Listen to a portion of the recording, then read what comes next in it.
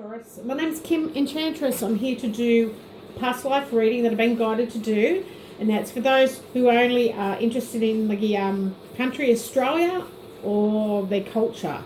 So it's definitely about the land down under, or New Holland as some know it. Now Taurus, we're going to look at who were you in this lifetime. Now with the health card, sometimes this symbols a woman, sometimes it can symbolize a doctor. So maybe you're a doctor that went door to door. The year is 1912. And back in this lifetime, possibly your earthly needs were taken care of by your community. So you probably helped people heal their family and friends in return for food or shelter.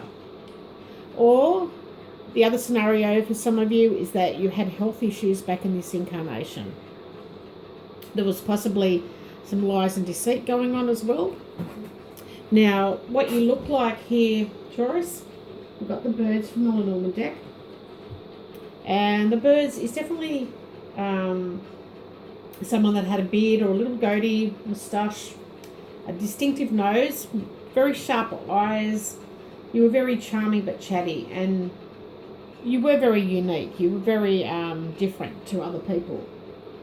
Now, what your partner looked like, and we have the moon. So it's a very feminine card. So I'm assuming with a beard and a goatee, you're a male, okay? So your partner was very pale type skin. With the moon, definitely feminine for sure. Possibly a round face. A little curvy, very attractive though. Always had those dreamy eyes. And this person was very moody at times, depending on the moon. And she was very protective of you, but traditional in relationships. So she liked to have that car door open, or, you curtsy before her, that type of thing. Now we are going back to 1912 here. Now, what you were passionate about your past life, and we have the fox. So you were definitely passionate about your job. If it was that you were a doctor, you like to help people. Or this could be a workplace where you put a lot of your resources and time and effort in. Now, how was your, what were you passionate about in your past life? And we've got the book. So maybe you wrote manuscripts, or you liked reading and going to the library to research more information. Things that were secretive. Maybe you liked to be that detective, or maybe that's what your job was. You're a detective, possibly. But you were very dependent on this lifestyle. Now, how was your relationship in the past here? And we've got the coffin. So it's telling me that you were very passionate about your relationship, as the coffin is your 8th house of your soul, your passion and rebirth. So you were very passionate about your love life. And how was your life together with your partner? Now we had the mice here. And this is saying you were very well off with possessions. You didn't really need anything, whether you had money back in those incarnations, but you had all the tools to make abundance in your lives together. Now, where did you die in your past life? And we've got the clover. So the clover is representing maybe you were taking a lot of risks back here.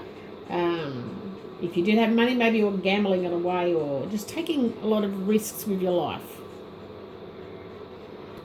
And how did you pass away? What medical condition did you have in this life here? And even though you were versatile and very lively with the fish, there was something to do with dehydration, possibly something to do with kidney failure or fluid in the body back in this lifetime. And what was your karmic lesson that needs to be fixed in this lifetime? And we have the tower. So the tower is something of solitude, definitely. But it's telling me that you need to fix responsibility. You need to be a lot more mature in this life. And live in the reality. You lived in a lot of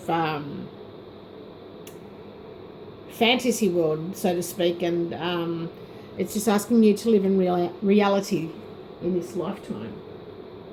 Now, what else am I feeling from these cards here, Taurus, is that you were some kind of creative speaker or a performer too.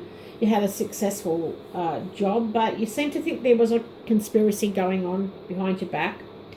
That's why you went to the library. You had done a lot of research, and this is possibly where you met your partner. Maybe she was a librarian, and this is where a secret was revealed to you. Now, what is happening in this incarnation? I'm feeling that with the mice and the clover, there is a lot of nervous energy here, but it's more of an excitement feeling. Excitement inside, butterflies in the tummy, so to speak. But there is definitely some luck coming, and I do believe it's with money or an opportunity for business, perhaps. It's definitely financial increase here coming, and especially around the lunar eclipse and full moon in Capricorn on the 5th of July. It's definitely about putting away money in a bank or a safe so you can save. But you have some luck with money coming, and so maybe just put some away for a rainy day is what it's telling you, where maybe you didn't have that opportunity back in this lifetime. Now, from the angel guidance, we have reward yourself. So this is definitely you've been possibly giving a lot of yourself lately, and it's time for you to receive back. So this is the universe giving you some money and bring you some lucky opportunities. So make the time to reward yourself in a meaningful way. This balance of giving and receiving is essential for keeping your energy, moods, and motivation at a consistent high level. So that's a nice message and a nice gift that's coming through from Spirit. Now, we have the Passion card, which came up in your past life. And definitely this person could be in your life now, or they're coming back into your life. The angels are guiding this person back into your life, and it's telling you to allow your heart to sing out with joy.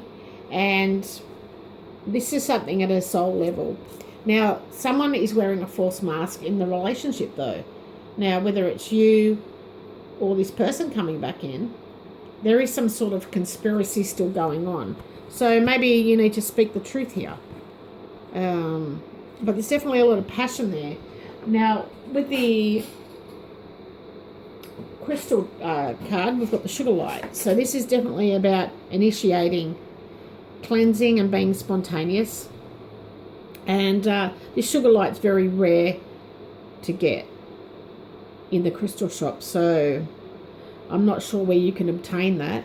But you've drawn this card today here, Taurus, because it's indicating a need to declutter your mind and environment from all that is unnecessary and negative.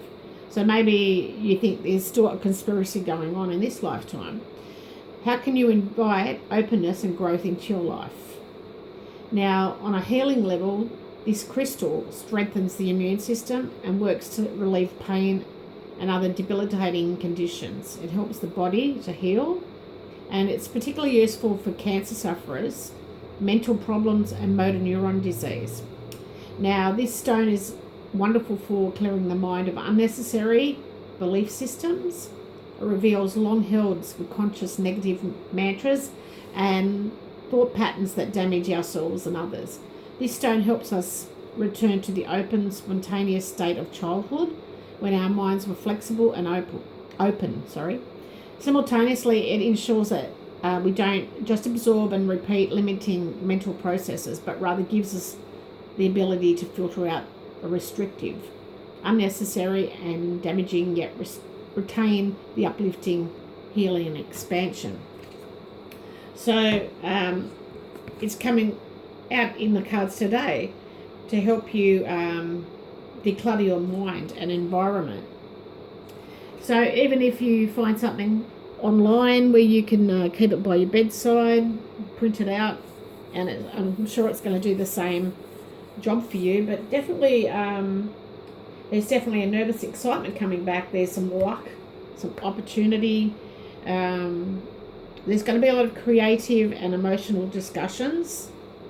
Possibly you're alone at the moment. Maybe this is this woman coming back in your life. I do feel like there's an opportunity with a job coming, and definitely the secrets about a business coming. Maybe the ending of anxiety and nervous tension. So I do feel like you will go forward from here. So I hope this resonates to whoever came to the channel for guidance. If you're here for the right reasons for Australia, and you love that culture, and you're definitely a part of it in a past incarnation in 1912, this is for you. Take what resonates, leave behind what doesn't. I'm sure in a couple of weeks things may become clearer as a reading. If you listen to the reading again, and things may become clearer, you might get that thought in your head and say, wow, that's what that was about. So hope it helps. Love you all. Bye for now.